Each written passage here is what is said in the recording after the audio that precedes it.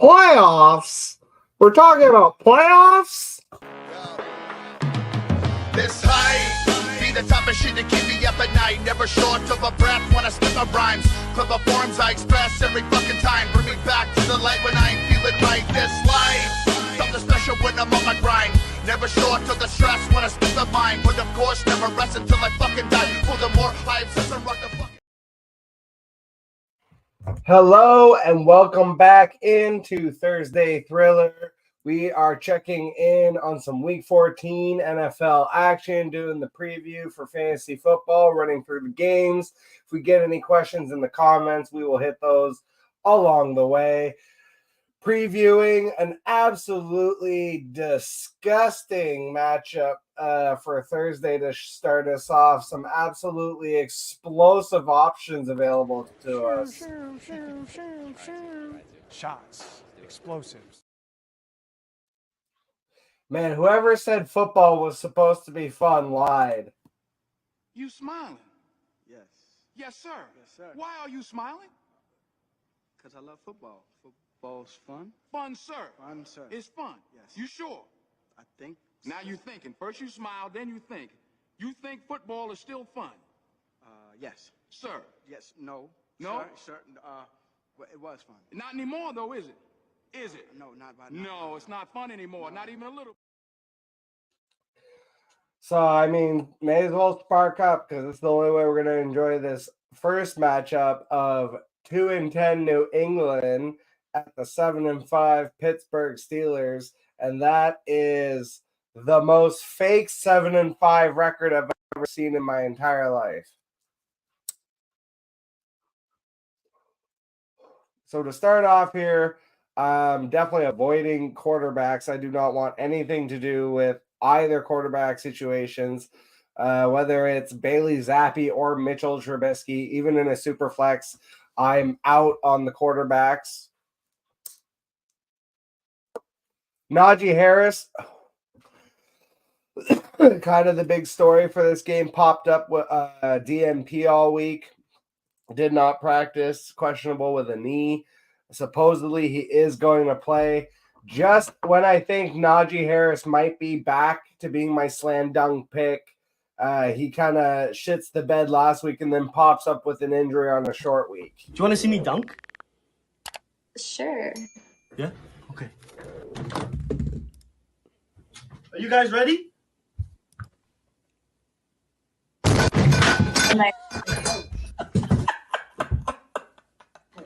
I'm okay. No, don't worry.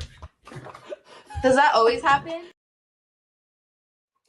So Najee being my slam dunk of the year, probably didn't work out the way I was expecting and how Steelers fans in general were expecting. However, in terms of tonight's matchup, it really kind of depends on your personal situation and on your team. I have leagues where I'm benching Najee. And then, for example, in Scott Fishbowl, I will be playing Najee. For me, the level of decision comes down to, like, am I going to play Najee Harris or Devin Singletary now that Devin Singletary is giving up a bunch of work to Dameon Pierce? And yes, Jaylen Warren is there, but we've kind of seen just all year when Najee plays and is available, he gets his 16 to 18 touches kind of regardless. So, above a Devin Singletary, who is also facing the Jets in what could be a weather game, that's kind of where I'm pivoting away and I'm going to a Najee Harris. Whereas I have another league where I'm going to play Jerome Ford ahead of him, even though that is a weather game. Potentially also, I just like Jerome Ford's prospects and outcomes better than what could be a nicked up Najee Harris. So you kind of have to decide your level of comfort. But I do think there's kind of a floor there. Using this as a microphone more than a joint.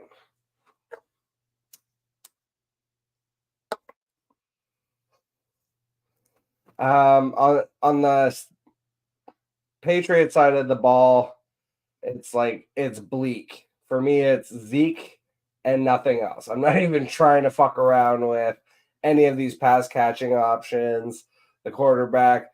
I would be willing to play the defense with Mitchell Trubisky on the other side of the ball, depending on what other options I have, but you probably have better options available to you. So it really is kind of Zeke in a desperation running back spot and nothing else. On the flip side, I would play Najee. I would play Jalen Warren again, but it would have to be a desperate situation. I would feel better. I would have felt much better about Jalen Warren if Najee was out, but if they're both in, you can kind of just expect the same bullshit you saw last week. And the New England defense is good enough to kind of limit them, which sucks. But like Deontay Johnson, I guess you squeeze him in. I'd rather not play George Pickens. Like if I have to play one, I'm going to take Deontay because he's the PPR option.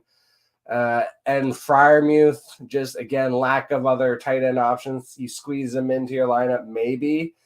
But I'm with Raphael on this. I'd rather play with a hangnail than play any of the Pittsburgh wide receiving or receiving options in general. Yeah, I would agree with that. It's rough. So I would probably just move on. I feel like we've already spent too much time on this matchup.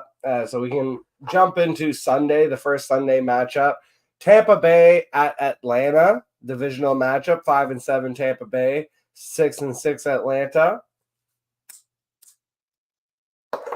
I think surprisingly, there's a lot of fantasy options available here. I really like, Mike Evans, obviously, Rashad White, he's in your lineup. Baker Mayfield, assuming he's healthy and available, I would play him.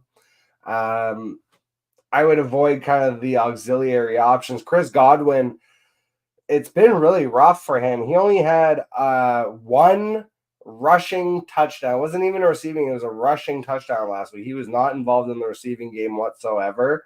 And that's because kind of Rashad White has usurped him as the second receiving option. It's Mike Evans and Rashad White. So I would probably play those two and nothing else. And then on Atlanta side of the ball, I would play Drake London in this matchup. Tampa definitely gives it up to the wide receivers. It hasn't been a great season for Drake London. I kind of thought he could be like an A.J. Brown light in the Arthur Smith system because we've seen that before. I didn't expect like huge things, but I kind of projected him for 1,008. So 1,000 yards, 8 touchdowns, and it hasn't even really been there.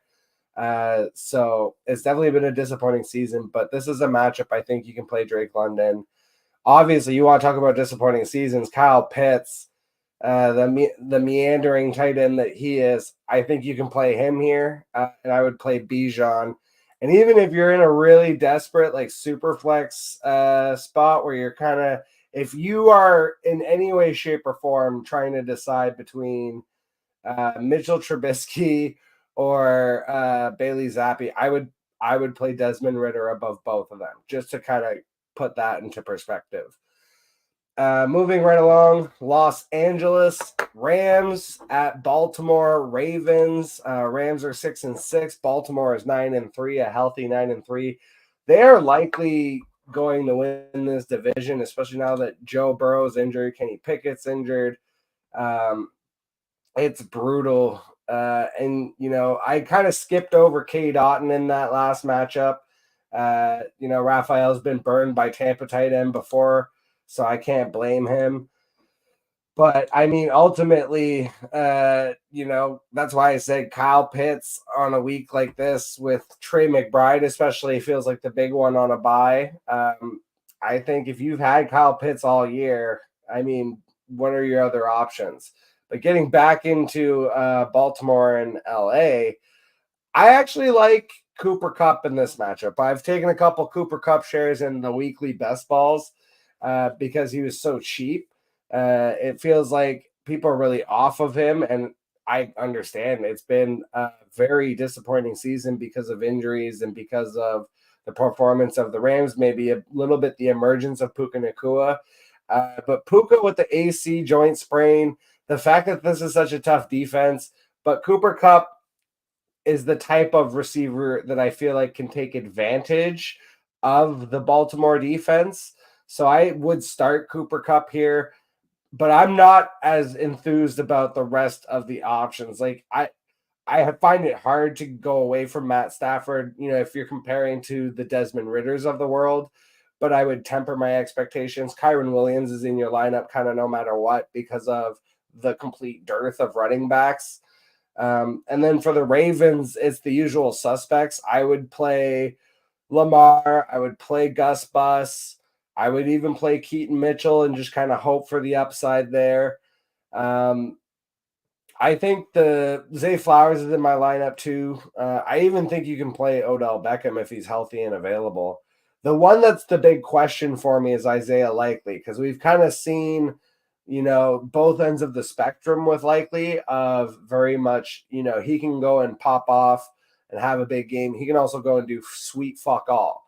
So if you're going to play him in your lineup, you need to kind of be in a situation where you're hoping for a lot of upside and knowing that it might not be there. But this is very much the type of swinging a home run. You're the lower seed team. You've got Trey McBride on a bye. You don't have other options. You've managed to stash away Isaiah Likely through his bye week.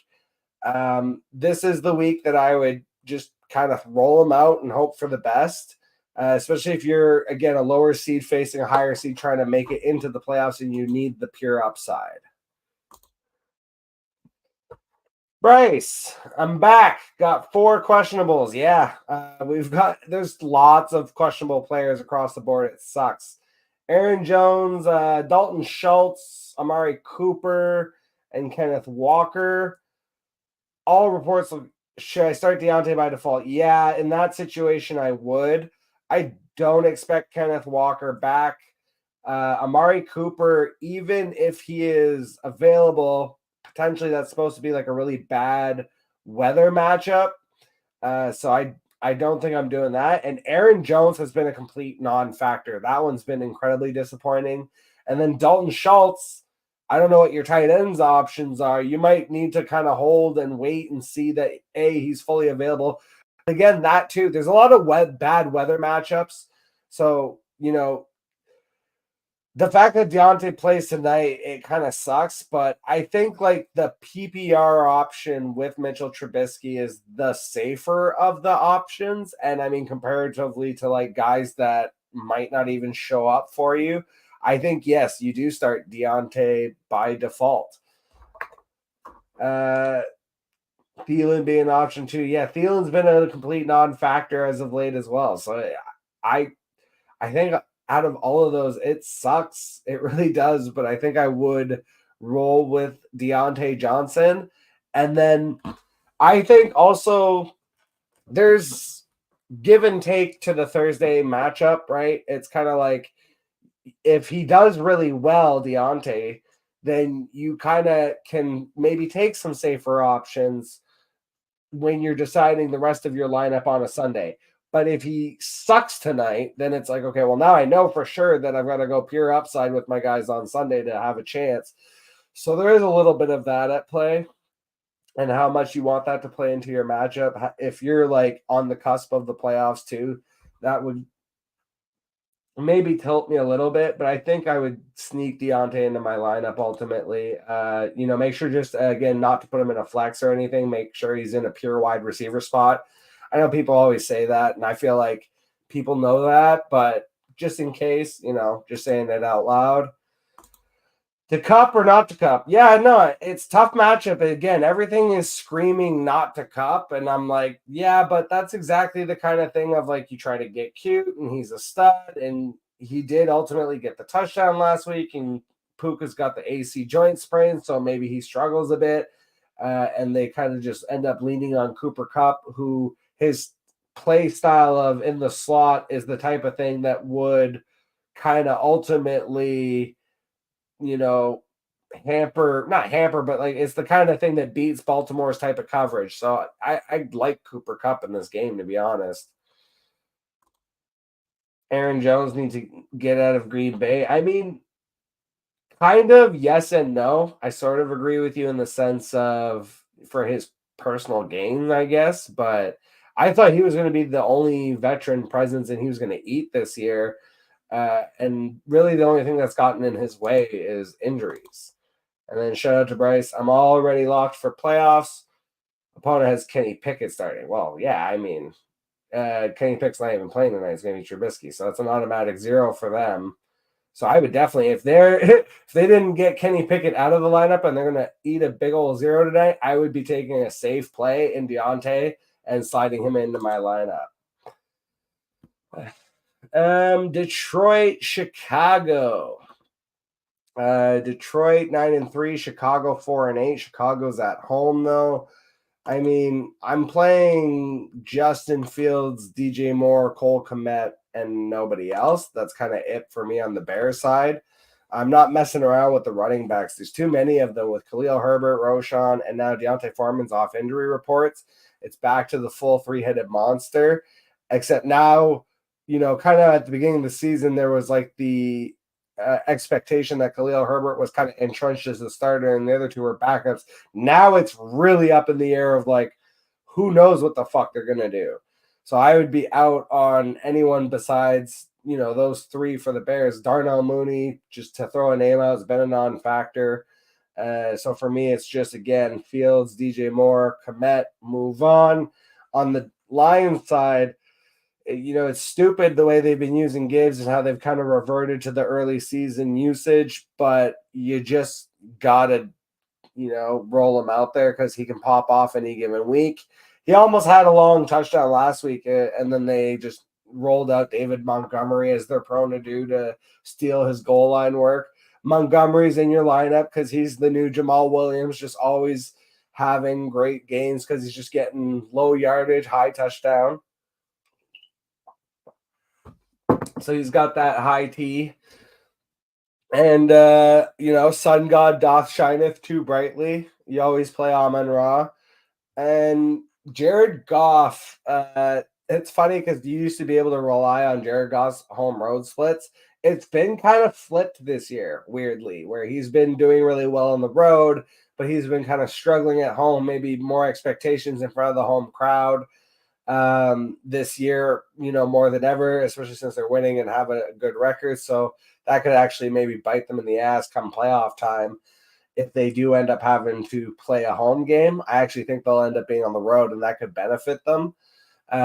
So because it's a road game, ironically enough, because also somehow Chicago, of all the cities, it's not going to be a crazy weather game for Chicago, so you should be fine with the quarterbacks here. So I would play Jared Goff. Indianapolis, Cincinnati, 7-5, 6-6. Indianapolis, what a surprising season. I think Minshew Mania is proving that he is an adequate startable NFL quarterback. And it's not the first time, obviously, that we've seen him do this, but it's one of those things you hear in the NFL of like, oh, this season kind of earned him a lifetime contract as a backup quarterback. And it's like, yeah, he earned that with the Jags, but I feel like it's doubled down now. Like he is the new, you know what it is? Minshew Mania is the new Ryan Fitzmagic, where that it's not actually like a long-term option, but he's definitely like one of the best bridge quarterbacks and or backup quarterbacks that you can ask for in the NFL. In terms of this matchup, I mean, I don't hate it. Cincinnati got in kind of a weird shootout with the Jags last week. I think you can roll Minshew Mania out. I would play him, Michael Pittman. I would even throw Josh Downs back in there. He's been getting a lot of targets. It hasn't really been there in the stat sheet. He hasn't had the huge game that Josh Downs managers have been hoping for. Maybe it's a little bit the late emergence of Alec Pierce. But I think this is one where like everyone's involved, and so I would play Downs. I'm not comfortable enough to play Pierce yet, so I'm kind of Downs plays a different role at least than Pierce. Pierce is like an outside receiver like Pittman, but very much like the tertiary option. So it's like if he doesn't catch that long bomb touchdown that he had, which is like, you're going to say that about every fantasy player. Like, oh, if he didn't have that one touchdown, it's like, okay, fine. But for him, it was like 3 or 4 catches and 100 yards, and it's because he caught that one long bomb. So I don't know that I'm necessarily rolling out Pierce, but I think I would be willing to take that pot shot on downs. And then, Zach Moss is in your lineup. The tight ends you can kind of ignore here. It's very random when they show up. Kalen Ranson, not really a factor.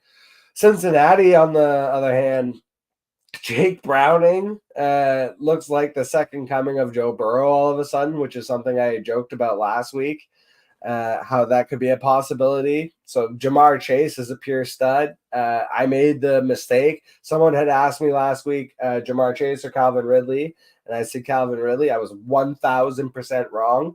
Jamar Chase absolutely exploded and even knocked me out of my home playoffs. So that was an extra kick in the ass.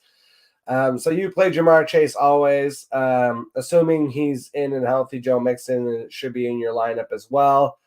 The other one is T. Higgins. I personally would be looking elsewhere. If you don't have a better option, like if you're talking about, okay, I'm looking at T. Higgins or, Chris Godwin even, I would play T. Higgins in that situation. But if you're asking me T. Higgins or Deontay Johnson tonight, I actually think I would go with Deontay Johnson.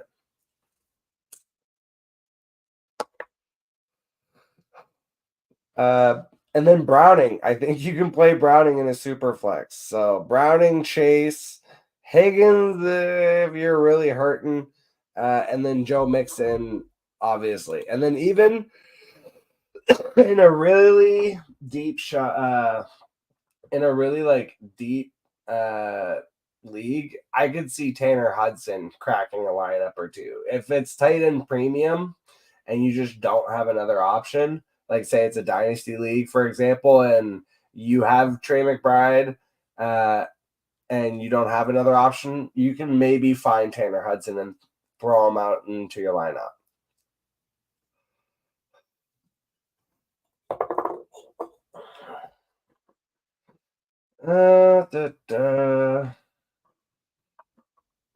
Jacksonville at Cleveland, 8-4. Jacksonville, Cleveland 7-5.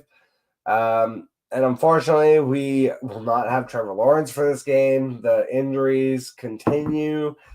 This is the most beleaguered NFL season in terms of injuries that I can honestly remember. It feels like every single quarterback damn near has been massacred. Look how they massacred my boy.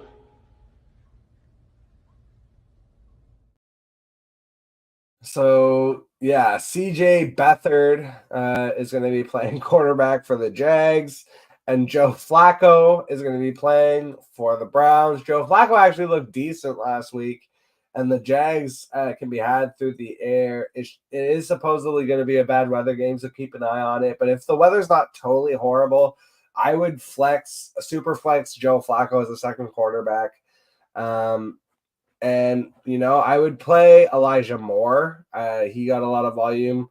You can throw in David Njoku and hope that it doesn't flip to Harrison Bryant again. And I really like the running back options. Obviously, Kareem Hunt with the groin, you got to keep an eye on that. But, I've been very avid about trading for Jerome Ford and for the stretch run for Jerome Ford. I actually think this matchup, even though the Jags are good against the run, Ford last week got his touchdown through the air. I think this could end up being a really great stretch for Jerome Ford.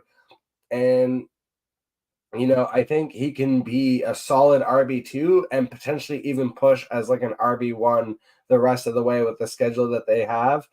And with them trying to push for a playoff spot because it is the Browns. It's like they don't really care who the quarterback is, honestly. They just want to make the playoffs because, Cleveland doesn't always get to do that.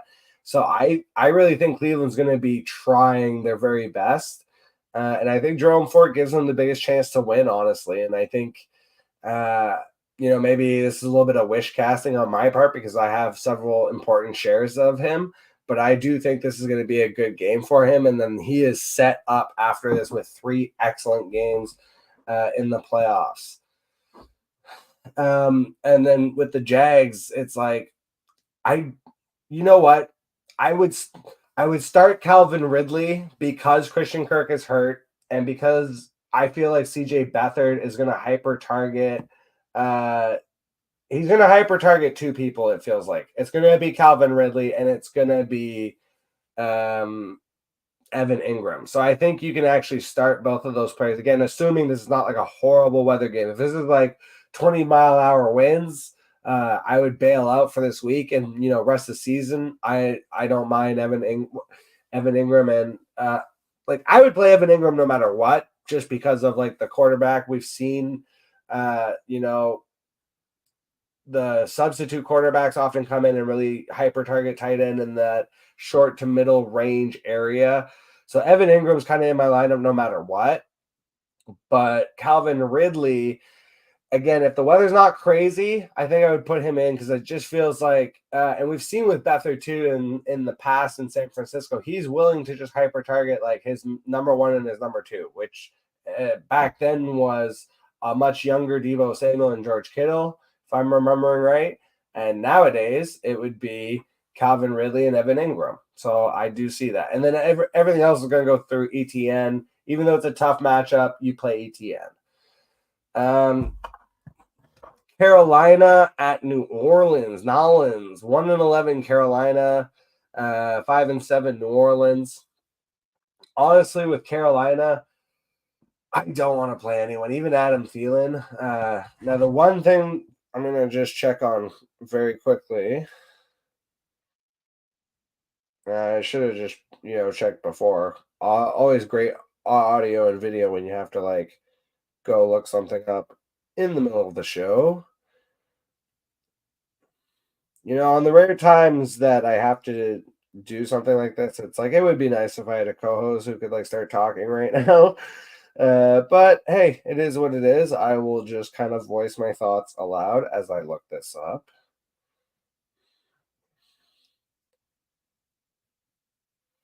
The hell? There it is. Oh yeah, he's on IR. He's done. So yeah, Marshawn Lattimore is on IR. So that Saints defense is still really good though. Chuba Hubbard, it's been like all him as of late. So I think you can play Chuba. If you're really hard up, and I'm talking like if I was deciding between T. Higgins and Adam Thielen, that's where I would probably lean Adam Thielen. Amari Cooper in the previous game, I forgot to mention him. He's banged up. I'm probably not trying to play him. I think I would go Adam Thielen in that situation. Even with, let's bring it back up in the comments earlier. Bryce had said he's got Aaron Jones, Schultz, Cooper, and Kenneth. Should I start Deontay? And then he said he also had Thielen as an option. So if, you're talking about your 2 wide receiver spots, Amari Cooper being hurt, Kenneth Walker probably out. Aaron Jones, I mean, that's in your running back spot, so it's irrelevant. And, let's say a wide receiver and a flex. I actually, out of those 5, I would go with Thielen and Deontay in like a wide receiver. You put Deontay in the wide receiver, you put Thielen in the flex, just to kind of bring that back full circle. That's kind of the level of decision making I'm at with Thielen. I mentioned before, I loved him as a preseason target and as like a late sleeper that I thought would be really relevant in the first half of the season. But if you got caught holding the bag this long, like you were supposed to trade him weeks ago, which is what I had said if you've been following all along. On New Orleans side, I mean, Alvin Kamara, Chris Olave, end of list. I mean, Taysom Hill, if he's healthy, that you're going to have to monitor. But like, and you know what? I guess if it's Derek Carr, if Derek Carr somehow comes back and manages to play, I'm not playing him. I don't care what the matchup is. But if it is Jameis Winston, I would play Jameis Winston. That's a situation where I would throw him in. And again, it would have to be over Desmond Ritter, Mitchell Trubisky, Bailey Zappi, even potentially, if it's Jameis, I would play Jameis over Matt Stafford on the road in Baltimore. That's a kind of, where I'm at. Over Beathard in the aforementioned matchup. So yeah, I think Jameis actually, if it is Jameis, could be a really good play. If it's Derek Carr, though, I'm staying far away from it. But I'm playing Olave no matter what. I'm playing Kamara no matter what. And that's kind of it for that. Houston 7-5, New York Jets 4-8. New York Jets are at home here, but you can't play any of them honestly. You can throw in Garrett Wilson, temper your expectations, and hope for the best. They are doing absolutely ridiculous things at this point. They let go of Tim Boyle. They brought in, I think, Brett Ripien. They asked Zach Wilson to be the quarterback. It was so funny because there was all these reports of the Jets asked Zach Wilson to be the starting quarterback, and he was like, no. Go fuck yourself.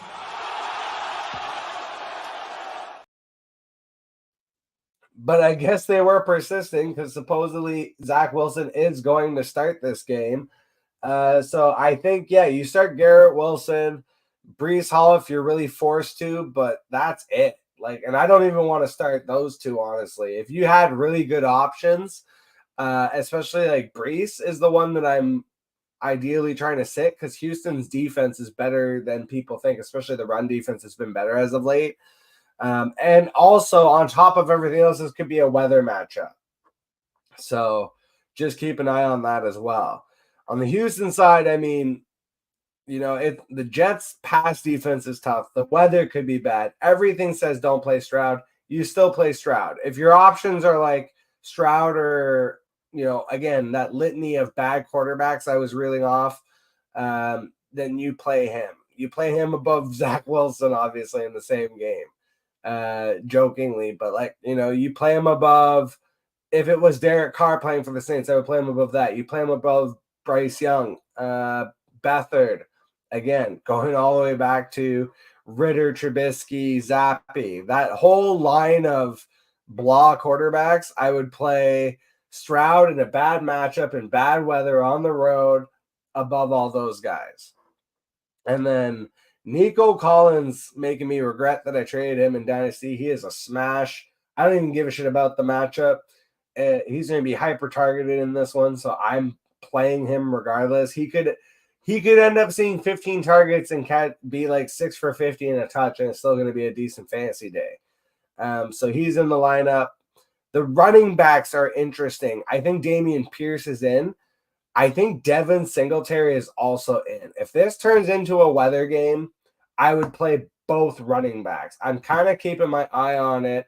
Unfortunately, in Scott Fishbowl, I had to decide between Najee Harris and Devin Singletary. As of right now, I am going to roll with Najee Harris.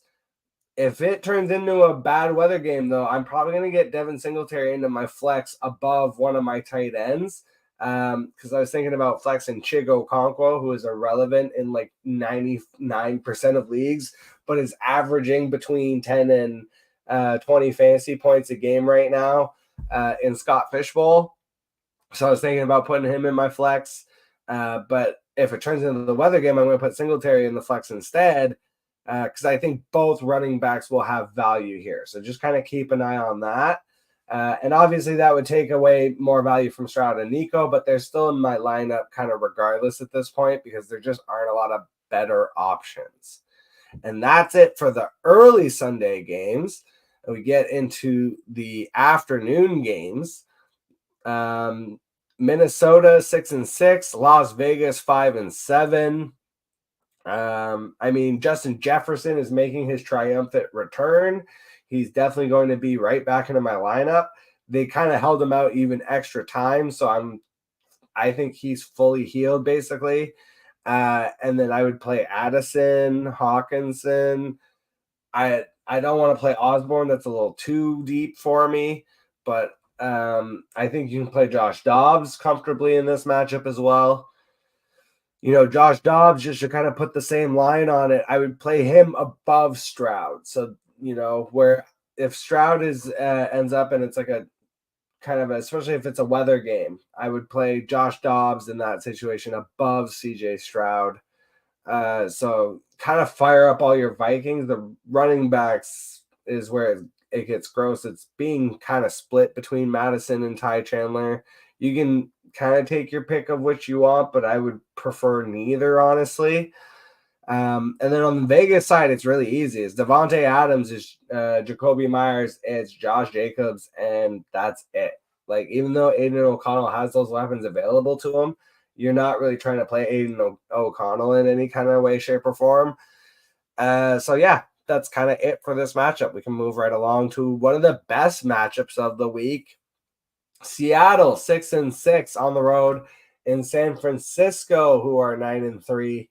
This feels like it's setting up for a little bit of a pounding. Seattle coming off a big game. It was like all DK Metcalf, 3 touchdowns for DK Metcalf. DK Metcalf had a monster game. Why does it feel like DK Metcalf is just going to be like hyper targeted by the defense in this? Especially, Charbonnet was banged up and doubtful. So it's like, if it's down to DJ Dallas, and then you're basically telling me that Geno Smith is going to go in there with no running game and try and take on the San Francisco front to get the ball out to DK, Tyler Lockett, and JSN, I just don't see it happening. I think, unfortunately, this is going to be a bad game for the Seahawks. It's hard to say bench all your Seahawks. I personally am trying to get out of playing them if I can, but I don't think that you can. It's more so, I guess, you're hoping that, like, if you have them, you're just on a bye. Like, not on a bye, but you've already got the playoffs clinched and this week doesn't matter to you. Because I would say if you have to play them, temper your expectations, but I guess Geno, DK, Tyler Lockett are in your lineup. JSN in like the deepest of deep dynasty, like 32-man leagues. But I'm not trying to play him in any kind of shallow redraft. And then San Francisco, hey, it's San Francisco. You fire up all your San Franciscans. So it's Purdy Licious, Brock Purdy, Kills and Bits, George Kittle, Debo Samuel, and Brandon Ayuk. And of course, to me, he's the fantasy MVP. You could argue it's Tyreek Hill. I think they both are exactly like they both qualify, but CMC obviously always in your lineups. And that's it. Buffalo at Kansas City. Both of these AFC superpower teams have been a little bit beleaguered as of late. They've kind of struggled.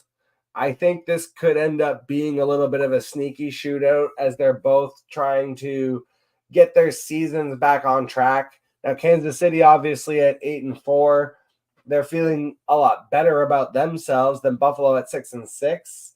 But it's Patrick Mahomes and Josh Allen at the end of the day. They're both in your lineups. Travis Kelce's in your lineup. Stephon Diggs is in your lineup. This is the game where, again, if I am the 6th seed, let's say I'm fighting for the 6th seed. So I'm in 7th or I'm in 8th, and I need 2 things to happen. I need to win and I need my opponent to lose and And also a lot of times in that situation where it's like you might tie the person and you actually end up needing to beat them in points for. So if all of those kind of things are in play and in factor, and especially if you're facing one of the top teams in the league, I have a situation. I had 19 leagues when I started. I think I've got 17 of them that are still active at this point. If I've got at least one team where it's like I'm the 7th or 8th seed, and basically it's like if the person ahead of me wins, then we're going to tie, and it's going to come down to points for. And so I'm trying to also get the most points for. In that kind of situation, it's like, oh, and I'm also facing the 2nd seed in the league. Like I'm facing the second best team. I'm going to put Gabe Davis in my lineup.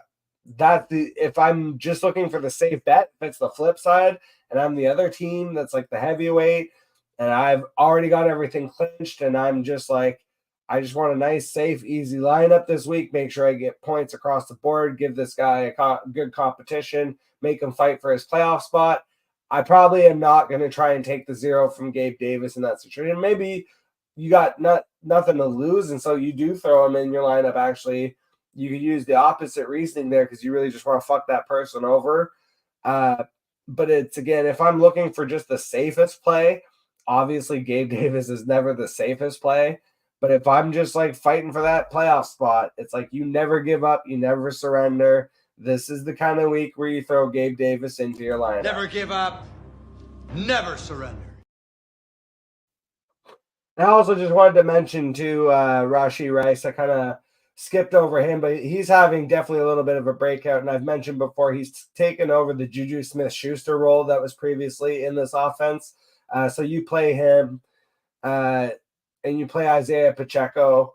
I would play James Cook. It's like you're firing up everyone. Dalton Kincaid is in, like all the available options. I think this could end up being actually a really good, like, high scoring game. At least that's what I'm personally hoping for. Maybe again, it's a little bit of wish casting. I know that it hasn't really been there kind of quite for both offenses, but I do think like they kind of elevate each other in a sense, and both teams really show up for this one. It really feels like Buffalo, especially, their season is on the line with this one. Denver at Los Angeles Chargers, 6-6 Denver Broncos versus the 5-7 Chargers. That's why I'm already giggling. The fact that the Denver Broncos at this point in the season have a better record than the fucking Chargers. Who would have ever guessed? Honestly, the Chargers look terrible right now. Justin Herbert cost people matchups last week. You still have to play him and just kind of hope that they find it this week. Keenan Allen, you play him every time he's available. Austin Eckler, though, is the big question. This man looks like he's running with bricks in his pockets. Now there's word coming out that they could be looking at getting Josh Kelly more involved because it has to be, Austin Eckler is dealing with injuries, and it's going to come out at some point that he's been playing through injuries. It's to me, there's no way that he just is like suddenly washed like this. But I don't know that you like, how do you not play Austin Eckler, but also how do you play Austin Eckler right now? But you do. I mean, the name value is there and the star power, and he could just absolutely have a great game. But man, Denver's defense too. I've said before, the run defense, it's very inflated, the ranking right now against them because of that Miami game. That is not reflective of how their defense has been playing as of late. So I think you still play Austin Eckler, but again, temper your expectations and maybe have some, if I've got Austin Eckler in my lineup, okay, maybe I also need to have Gabe Davis in my lineup because they will either get zeros or they will get 20s. And then I win that matchup on the backs of those huge games. And then for Denver, it's like you start Russ, you start Cortland Sutton, you start Jerry Jeudy. Jerry Jeudy has absolutely lived inside of 10 to 15 points and nothing more, nothing less. So it's been really gross, but you can start him. And then Javonte Williams, you play him. Even Samaje Perine, I feel like, is worth a flex if you're just really desperate, depending on what your situation looks like. But I mean, there's usually better options. But this could turn into a really gross, low-scoring game.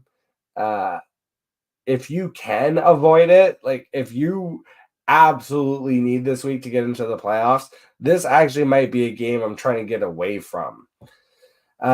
Speaking of a game that I don't want to get away from, finally we've got a Sunday nighter worth really watching.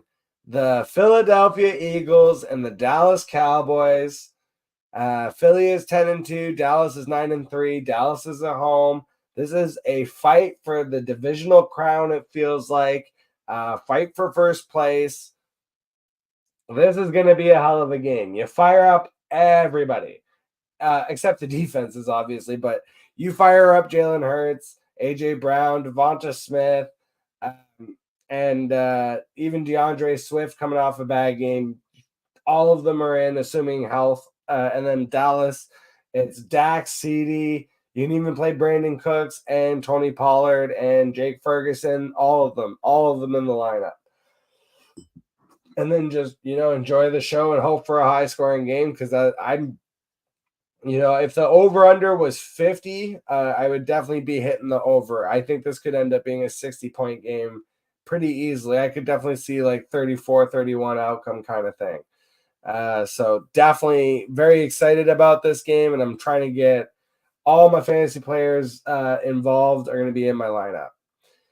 And then we have the random Monday night doubleheader. Why? And it's at the same time too, which is bullshit. At least when they do the Monday night games, I like it when they do the staggered version of like they've got the one that starts at 6 and then they've got the one at 8 or whatever. So that at least it gives me more to do. But it's like now I've got to wait till 8 o'clock and decide between two games that honestly don't ultimately matter for playoffs or any kind of shit. Like this is just straight up like fantasy garbage. Anyways, the games in question: Miami Tennessee 4-8 at Miami 9-3.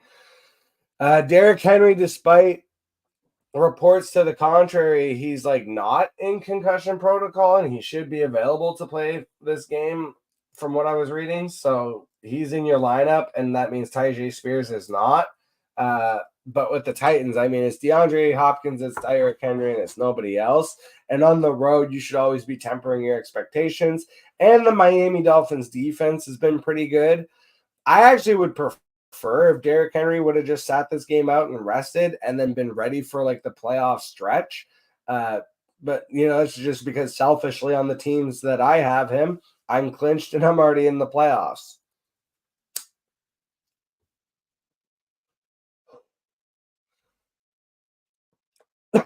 And then on the Miami side of the ball, I mean, you just start everybody. They're not always going to hit every week, but you just kind of have to play them because the upside and potential of them hitting, you don't want that happening on your bench.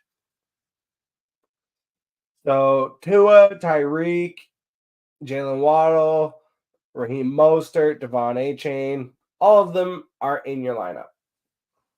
And that's it. I would even play Miami defense. Historically, Titans struggle on the road. And you just have the two weapons that you got to stop in DeAndre and Derrick Henry. So I think I would even play the defense. But yeah, Miami is a go. And then Green Bay at New York Giants. 6-6 Green Bay, 4-8 New York Giants.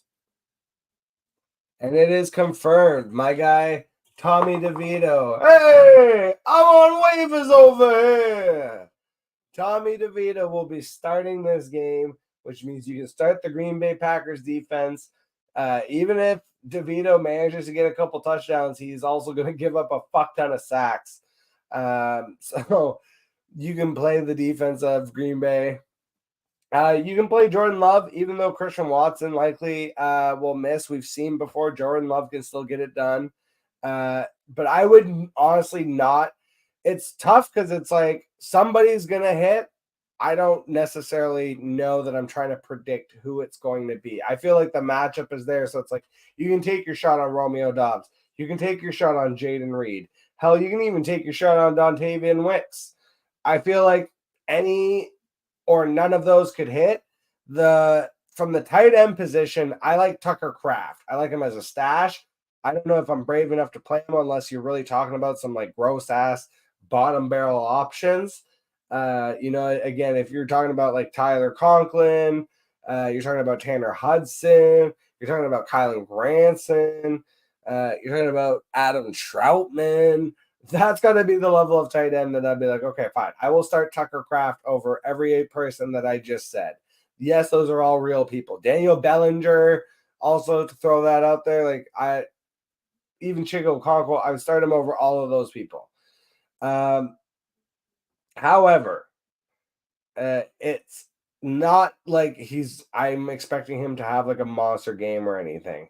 And then for the running backs, it's like if Aaron Jones were available and healthy, I guess play him, but he really hasn't been all year. It's funny because it's like, it's not funny. It's unfortunate and sad, I feel like, actually, because I think Aaron Jones would have been an absolute smash pick if not for just health. It literally was, he was the only veteran option available for that team, and they've sorely needed him and his presence in the running game, and especially out of the backfield as a receiver. So, I think it's unfortunate, but there was definitely a huge missed opportunity with Aaron Jones this season. So I don't blame fantasy managers for having drafted him and, getting burned by that, because the opportunity was definitely there. It's just unfortunate that, he just was injured and not able to capitalize. But ultimately, like, the only person I'm comfortable starting here is Jordan Love and the defense, and that's it. Everything else is like, you take your shot on the guy you want, but I can't say I feel great about it. I mean, even A.J. Dillon, if he has the whole backfield himself, has never really done anything with it. So I just, again, I would play Jordan Love because as the sum of the parts of the quarterback, he's an excellent streaming option, but I'm sure you like, if you're in playoff contention, you likely have kind of better options available to you. But if you don't, like, just as an example, I do have one league where I was looking at the waivers, and it's so deep of like, I already have Garrett Wilson on that team, but Xavier Gibson is available on waivers. I was like, do I pick him up? I was like, no. So that would be the level of like, okay, fine, I will start any Green Bay Packers wide receiver over any auxiliary Jets wide receiver. That's kind of the level you got to be at. And then on the Giants side, I mean, you start Saquon, you hope, you pray, and that's it. End of list. End of show. End of, our playoff lives and hopes for a lot of us. This has definitely been a long and beleaguered season. It feels a lot like a band at the end of the Titanic.